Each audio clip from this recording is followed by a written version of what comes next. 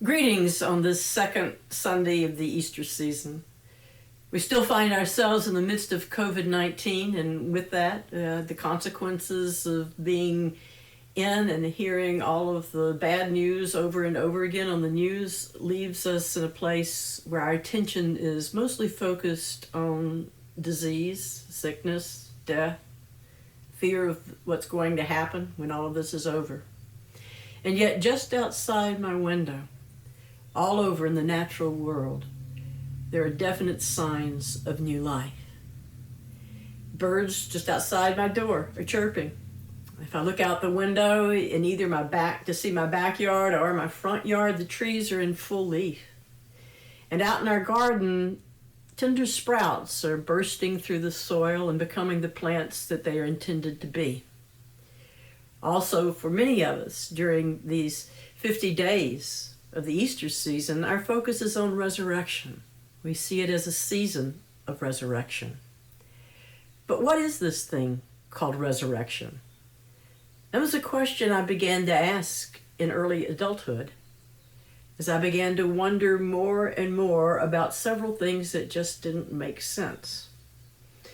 I began to suspect that perhaps resurrection was not what I had always pictured it to be.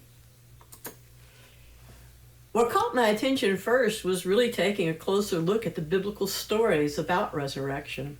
And the first thing I noticed was that time and again, the people who had been closest to Jesus in his earthly life didn't even recognize him when he appeared to them as the risen Lord. It was just 2 days later. Hard to imagine that you'd forget somebody that you'd been that close to.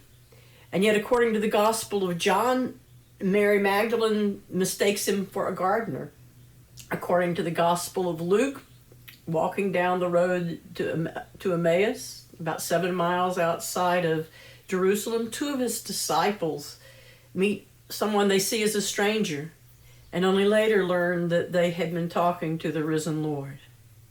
This seemed so strange to me that I began to wonder if perhaps there was something I might be missing in these stories. So I began to dig a bit deeper. My research took me to look more closely at some of the writings of Paul, especially in chapter 15 of his first letter to the Christians in Corinth. And in that chapter, several paragraphs after he starts, there is a segment where he talks about the resurrection body. It's in chapter 15, verses 35 to 49. And his point is that the resurrection body is not identical to what we know of as the earthly body.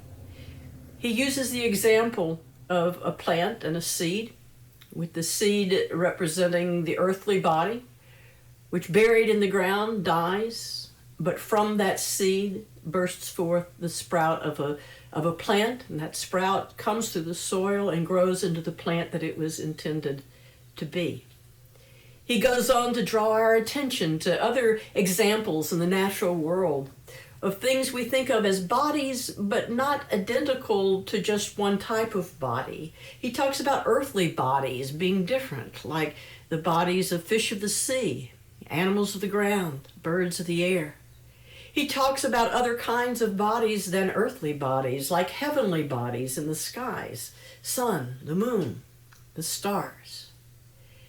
His point in all of this is that with all of these different kinds of bodies, we don't need to think of the physical resurrection of the body as just the same body of Jesus coming back to life. In fact, what Paul's point is that God conquers death through new life, not just a repeat of the old. One of my favorite biblical scholars in the late 20th century and early 21st century, he's still writing today, is a man called N.T. Wright. And in a book he co-authored with Marcus Borg, another one of my favorites, the book is called The Meaning of Jesus. Wright writes about this particular passage. And he says this, I think I'd like to read it to you. I quote, "The resurrection body possesses both continuity and discontinuity with the existing body. The plant grows from the seed, yet is a different sort of thing. There are different types of physicality in God's creation, each with its own unique splendor. The resurrection body is thus not identical with the original body. It has not, that is, merely been resuscitated. It is, rather, the transformation of the existing body into a new mode of physicality. I think that last sentence says it all. There is a difference between resurrection and resuscitation. It's not the same earthly body that comes forth in resurrection. It's continuous, but new. When I take to heart that difference, it makes a tremendous difference in how I view the resurrection of Jesus, his movement from death to new life. It also makes a difference in how we think about resurrection in general, our hope of resurrection, that there will come a day when the entire creation will become a new creation. But this difference between resurrection and resuscitation also has something important to say to us about our day-to-day living. Each day we die to something, even if it is just the day that is past, the day that has gone by. We die to that day.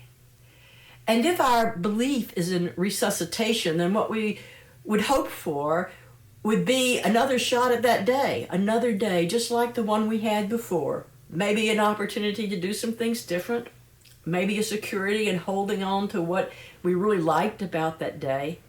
But resuscitation would be we get the same day again, kind of like in the movie The Groundhog Day. Resurrection's different. To trust in the resurrection is to trust in the hope of a new day created with many new possibilities, chock full of possibilities that we could never even dream up or hope for in the day that is past.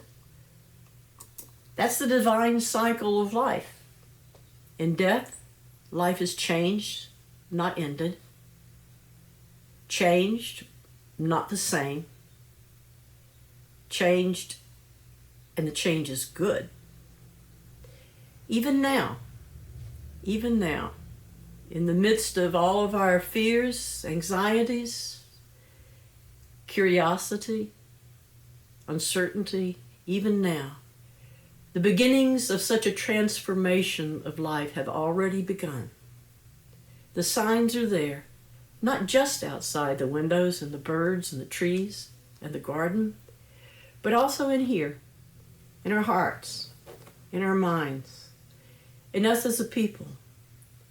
Even now, in the day that is passing of COVID-19, already beginning, is the day that carries more hope, more possibilities than we could ever hope or imagine.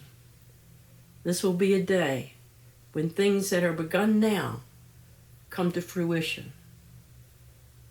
Leaf out like the trees, sprout up like the plant in the garden. So stay with me for a moment now as we invite this power of resurrection into our own hearts and minds, listening to the music, reading the words of an Easter hymn.